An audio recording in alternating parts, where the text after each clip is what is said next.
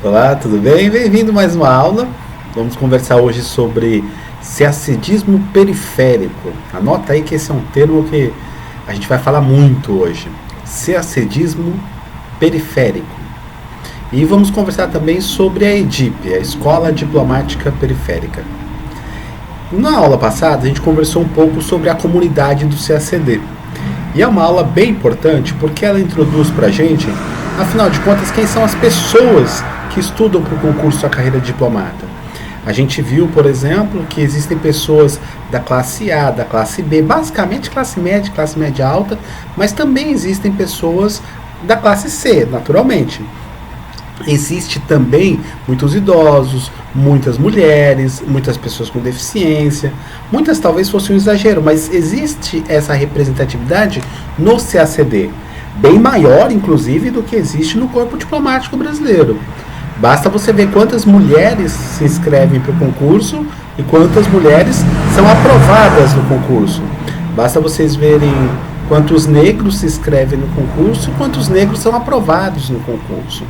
Dito isso, a comunidade do CACD é uma comunidade realmente diversa. O que a gente não pode dizer que disso decorre que o CACD seja democrático. Não, o CACD não é democrático. Se fosse democrático, a representatividade entre os aprovados não se daria pelo mérito. A representatividade dos aprovados se daria considerando o princípio constitucional da igualdade, que é tratar os desiguais na medida da sua desigualdade. Se nós tratássemos os desiguais na sua medida da sua desigualdade, atenderíamos o princípio da igualdade e aí sim, a partir de pontos de partidas diferentes, poderíamos projetar pontos de chegada iguais. Mas a partir de pontos de partidas iguais, sobretudo quando as origens são diferentes, a gente não está falando de um processo igualitário. Quem me acompanha há mais tempo vai se lembrar que eu comecei a falar de um CACD periférico, de um CACDismo periférico, a partir da trajetória dos bolsistas de vocação para a diplomacia. Em algum momento da história do CACD, houve um otimismo muito grande, um entusiasmo da comunidade em relação às bolsas de vocação para a diplomacia. Quando apareceram as bolsas, ou quando ela ganhou escala no governo Lula, a grande alegria que as pessoas contagiosamente falavam era de que, enfim, os negros seriam representados no corpo diplomático brasileiro, porque afinal de contas só lhe faltavam 25 mil reais. E dado esses 25 mil reais, ou dado 50 mil reais para quem eventualmente renovasse a bolsa, estariam dados as representações negras no corpo diplomático. Bem, o Tribunal de Contas da União e outros pesquisadores mostraram que não foi bem assim que a coisa tocou. Para não falar da corrupção, para não falar dos desvios de verba e das pessoas que não eram negras se aproveitarem da bolsa por falta de expertise, para não falar dessa parte, o que a gente pode dizer em relação a fatos mais objetivos é que uma ínfima parcela da população que recebeu a bolsa, uma ínfima, não chega a 10% das pessoas que receberam a bolsa se transformaram em diplomatas, estão no corpo diplomático brasileiro. Essa taxa de efetividade da política dessa ação levaram muitas pessoas a questionarem a qualidade do programa. Afinal de contas, será mesmo que é uma questão de dar dinheiro para essas pessoas passarem no concurso? Bem, podemos conversar sobre isso. O fato é que a Bolsa é um programa exitoso. Como diria um embaixador, eu não vou dizer o nome do embaixador, mas ele disse, olha, César, essa Bolsa dando errado, ela já está dando certo. Eu vou repetir. A Bolsa dando errado já está dando certo. Porque, afinal de contas, o que eu acho que faz muito sentido, você inclui para esse universo uma série de pessoas que, sem a Bolsa, não estariam incluídas dentro do CACD. É nesse contexto que nasce o CACDismo periférico. nós começamos a observar que os negros que passaram no concurso por conta da bolsa, via de regra, já vinham de uma família cujos pais tinham curso superior. Vou repetir. Os negros que foram aprovados no concurso já vinham de famílias oriundas cujos pais tinham o nível superior. Isso não é achismo, não é chute, nem é opinião do César. Isso foi pesquisa. Você pode pesquisar um pouco sobre uma intelectual, uma acadêmica chamada Carla Gobbo. Carla Gobbo. Digita aí no Google que você vai estudar um pouco sobre o hábitos diplomático e a questão do acesso. Bem, se olha só, existe uma questão familiar como variável para aprovação no concurso, a gente pode chegar à conclusão que nós estamos diante de um desafio de natureza estrutural, no sentido de que não depende de você individualmente para passar nesse concurso. As redes familiares desempenham um papel essencial nessa aprovação. Agora, quando você pensa dessa estrutura familiar no contexto periférico, a realidade é outra, não é mesmo? Estrutura familiar é diferente no contexto periférico. Pois é, então a gente começa a entender por que a despeito da bolsa, a classe C não acompanhou os resultados que se esperavam. A classe C continuou marginalizada. Pretos e pobres continuam marginalizados, eu diria até mais marginalizados do que quando não havia bolsa. Porque afinal de contas, a bolsa promove uma classe média negra e os negros periféricos têm que buscar o mercado de trabalho como sempre. Aconteceu isso com a comunidade negra. Então a bolsa foi um fracasso? Não, a bolsa foi um sucesso. A questão é que ela precisa ser aprimorada. A bolsa precisa ser melhorada. Ela precisa considerar a variável estruturante. E a variável estruturante, dada em pesquisa, ela é registrada pelas redes colaborativas. A periferia, por exemplo, não acessa os cursos preparatórios como a classe B e a classe A acessam. A periferia, por exemplo, não acessa as viagens para a Europa, as viagens para os Estados Unidos, ou seja, a exposição à língua estrangeira como a classe B e a classe A acessa. Nesse sentido, o que o sacidismo periférico reivindica quando causa é a aplicação do princípio da igualdade, um princípio constitucional. Ou seja, nós reconhecemos que há pontos de partidas diferentes entre os candidatos que merecem tratamentos diferenciados. Ah, César, agora para mim fez sentido. O que você está falando é que o preto pobre foi duplamente castigado. Foi castigado numa primeira leva quando não havia bolsa, e quando a bolsa foi implementada, ainda ficou fora da disputa porque buscou o mercado de trabalho e teve que competir com bolsistas que tinham acesso a essas finanças. De modo que até o valor da bolsa, muitas vezes a gente não sabia, né, como é que se encaixava. E ao final e ao cabo, eu já vi estudos, não pesquisa nem tanto, mas eu já vi estudos de conversa com colegas, de que a grande parte do valor das bolsas voltaram para a mão da classe A e B por meio dos cursos dos cursos de capacitação. Os professores, os cursos, os grandes players foram os grandes beneficiários, né, porque receberam esses valores da bolsa para poder matricular os alunos bolsistas. Curioso, né, como o dinheiro passou pela nossa mão, mas não ficou na nossa mão, voltou para a mão dos brancos mais uma vez. Sacidismo periférico é isso, é a reivindicação do princípio da igualdade, tratar os desiguais na medida da sua desigualdade, beleza? E os iguais, claro, na medida da sua igualdade. Como isso é constitucional, o edital do concurso deveria prever essa garantia constitucional. Ah, César, você tem alguma ideia que possa, de alguma forma, elucidar esses mecanismos para dentro do edital?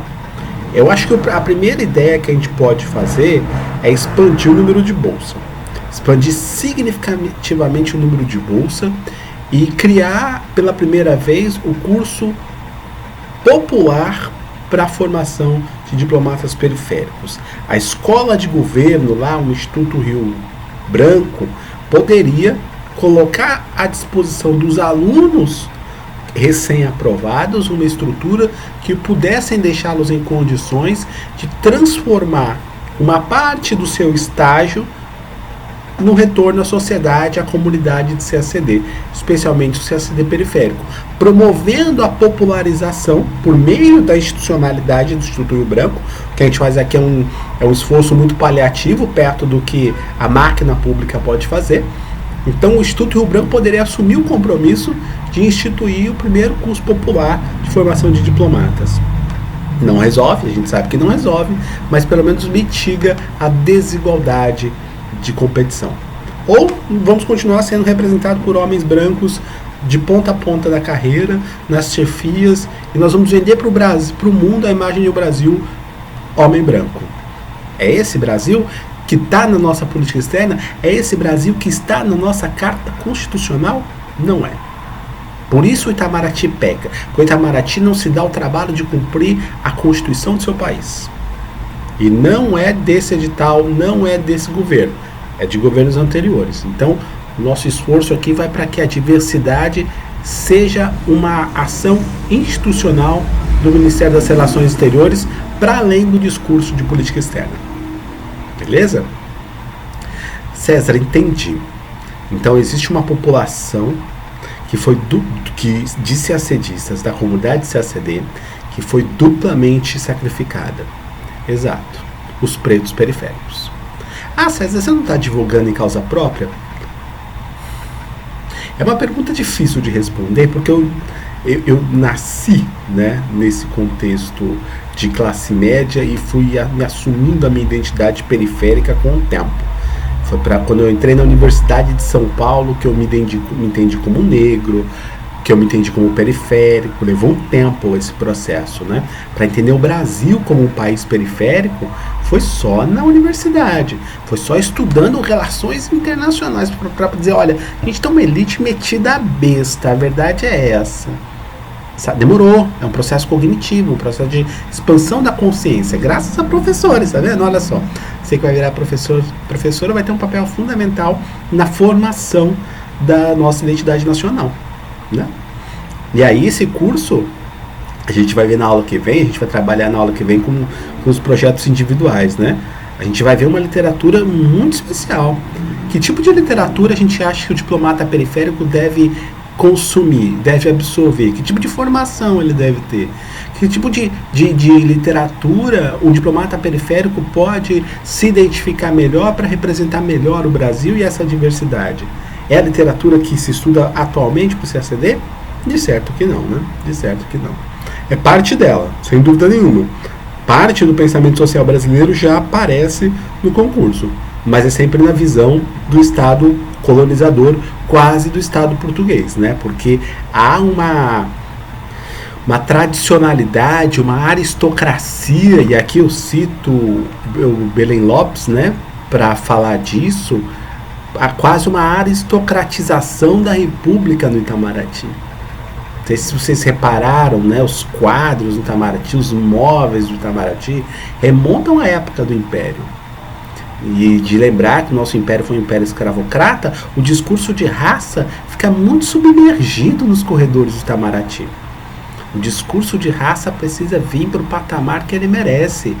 A gente precisa combater o racismo em todas as estruturas, sobretudo nas estruturas de poder que discutem identidade nacional. Já ouvi dizer, e com razão, que o Itamaraty é um dos guardiões da memória da cultura brasileira. Pois então, como se guardam os negros, como se guardam os povos indígenas nessa cultura, nesse caldo cultural? Onde estão os indígenas embaixadores? Onde estão os negros embaixadores? Onde estão as mulheres embaixadoras?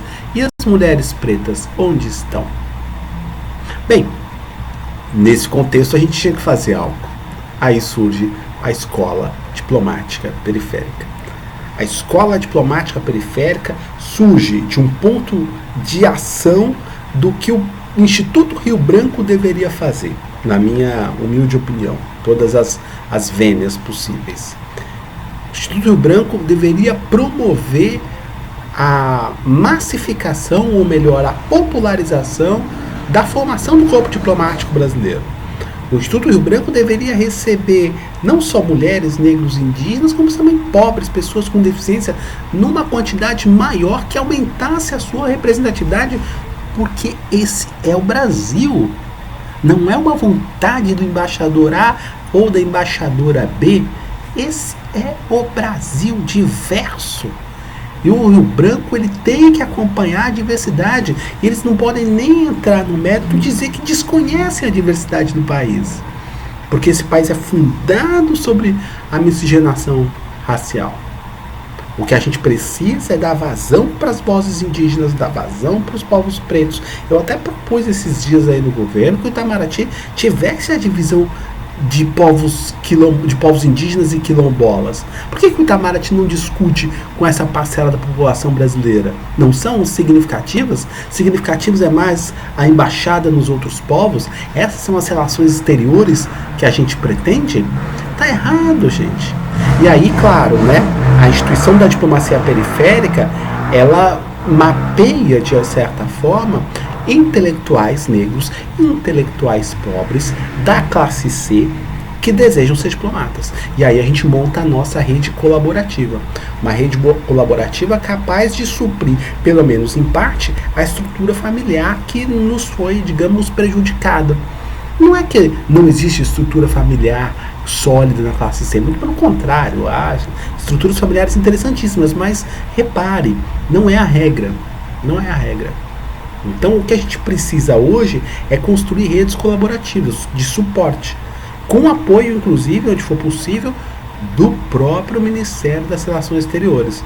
Daí as ações afirmativas. As ações afirmativas precisam alcançar a classe C. Vou repetir, as ações afirmativas precisam alcançar a classe C. E quem sabe a D e a E também. César, classe E, você está brincando? Miserável vai ser diplomata? Se tiver miserável no Brasil, qual é o problema, qual é o preconceito com a população que vive em miséria? Muito pelo contrário. Esse país seria muito justo. Porque olha, vamos pegar a população de rua, onde nem todos são miseráveis, mas parte da população de rua é miserável. Miserável no sentido de viver com menos de $100, enfim, aquela conta que a gente faz na assistência social. Parte da população de rua, muitas vezes a gente não sabe a história das pessoas que estão na rua, né? E será mesmo que ali não tem futuros diplomatas? O Brasil que não é digno dessa população, o Itamaraty é quem perde com essa população. Deveríamos sim ter, e se a escola diplomática periférica puder chegar até eles, nós vamos chegar. Porque você dá aula, eu dou aula, o colega do lado dá aula, e um dia a gente chega a todos que têm acesso à internet, a quem não tem acesso à internet, porque eles olham pra gente como referência. Hoje, 2022, pouca gente fala da escola diplomática periférica. Em 2032, eu espero que a diplomática periférica seja a política pública de relações internacionais desse país. Com isso eu termino essa aula de hoje, fazendo votos de que a política pública de 2032 ou antes, já vai tarde, seja a política externa periférica. Conto com a ajuda de vocês, jovens embaixadores, jovens embaixadoras futuras desse nosso país, desse Brasil diverso. Beijo grande, até a próxima aula.